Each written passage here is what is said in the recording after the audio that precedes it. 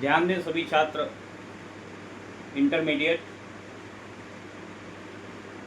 हिंदी साहित्य और हिंदी सामान्य यानी साइंस साइड और आर्ट साइड वाले दोनों लोगों के लिए ये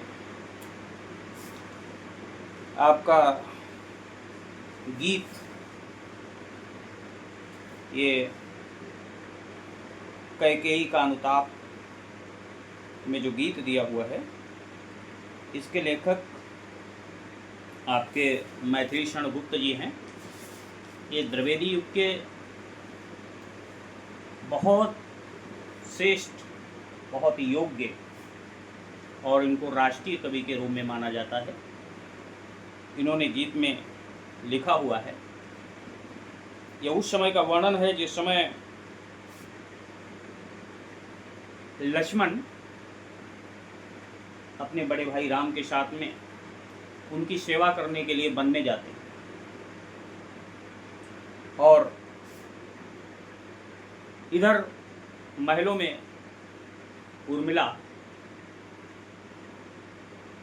लक्ष्मण की जो वाइफ है, पत्नी है, वो रह रही है। और उस समय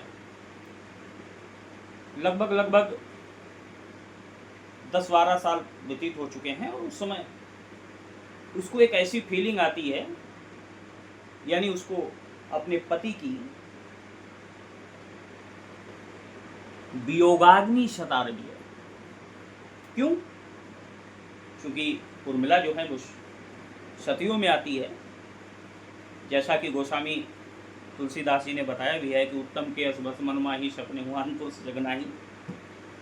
उसी प्रकार से उर्मिला जो है वो सतियों में आती है, उसकी गणना सतियों में की जाती है। सती है उर्मिला, और उर्मिला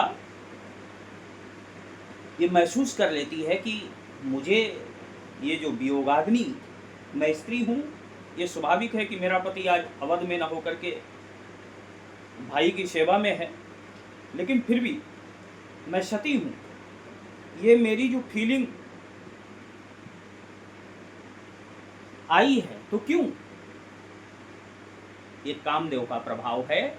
और वास्तव में जैसी उर्मिला ने विचारधारा बनाई थी, उसी प्रकार से कामदेव का प्रभाव था। कामदेव उर्मिला को प्रभावित करना चाहते थे, इसलिए उर्मिला जी ने कामदेव से कहा, मुझे फूल मत मारो। हाँ, फूल का मतलब फूल नहीं है, मुझे फूल मत मारो। मैं अबला बाला वियोगिनी, कुछ तो दया विचारो। मुझे फूल मत मारो, होकर मधु के मीत मदन पटु, तुम कटु गरलन गारो। मुझे फूल मत मारो, मुझे विकलता तुम्हें विफलता, ठहरो शम परिहारो। नहीं भोगिनी मैं यह कोई, जो तुम जाल पसारो। बल हो तो सिंदूर बिंदु यह हर नेत्र निहारो। रूप दर्प कंदर्प तुम्हें तो, मेरे पति पर बारो। मुझे फूल मत मारो, लो यह मेरी चरण धूलि उस रति के सर पे डारो। मुझे फूल मत मारो। उर्मिला का भाव देखिए। उर्मिला कामदेव से कहती है कि कामदेव, आप मेरे अंदर ये जो भावनाएं पैदा कर रहे हैं, ये भावनाएं पैदा न करें। मुझे फूल मत मारें, अपने काम के जाल में आप मुझे न फंसाइए, काम के बाण मुझ पर न चलाइए। मैं अबला जरूर हूँ, बाला हूँ, स्त्री हूँ, वियोगिनी हूँ, क्योंकि मेरा पति मेरे साथ में नहीं है। कुछ तो दया विचारो, आपको दया करनी चाहिए। होकर मधु के मीत, आप तो बसंत के मित्र हैं, लेकिन फिर भी होकर मधु के मीत मदन कामदेव, पटु तुम कटु गरल नगारो। आप कपट न कीजिए, आप कपट न कीजिए, आप तो कपट कर रहे हैं, छल कर रहे हैं मेरे साथ में। मुझे विकलता, उर्मिला कहती है कि मुझे विकलता, मैं तो विकल हो जाऊंगी, परेशान हो जाऊंगी, तुम्हें विफलता। लेकिन सोचिए, मैं कोई साधारण स्त्री नहीं हूं, तुम्हें विफलता, तुम्हें भी सफलता नहीं मिलेगी, तुम्हें भी विफलता ही मिलेगी। ठहरो श्रम परिहारो, अगर आए हो मेरे महलों में इस प्रकार का षड्यंत्र भी करने आए हो तो मैं सती नारी हूं, आप आकर के विश्राम करिए।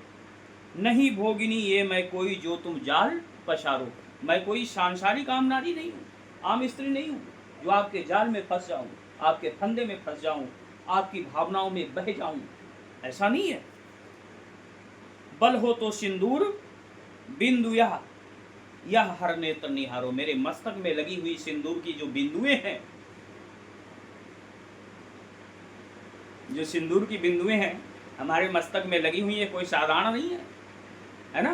जैसा कि मोदी जी ने सिंदूर मिशन चला दिया पाकिस्तान में, हाँ, ये भी साधारण नहीं था और वो भी साधारण नहीं था। हाँ, बल हो तो सिंदूर बिंदु यह, अगर आपको हिम्मत है तो मेरे सिंदूर की जो बिंदुएं लगी हुई हैं, बिंदुएं लगी हुई हैं सिंदूर की, इनको जरा निहार लीजिए, ये वही बिंदुएं हैं। हाँ, कौन सी?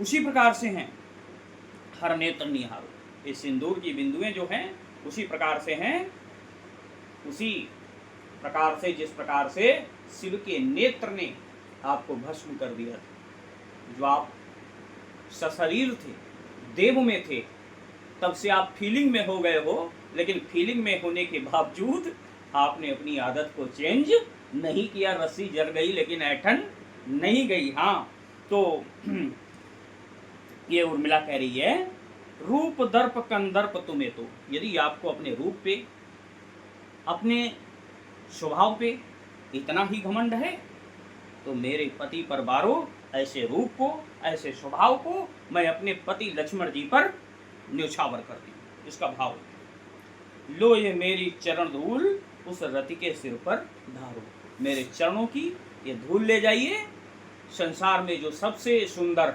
रति कामदेव की पत्नी, उसके सर पर आप लगाइए। Thank you.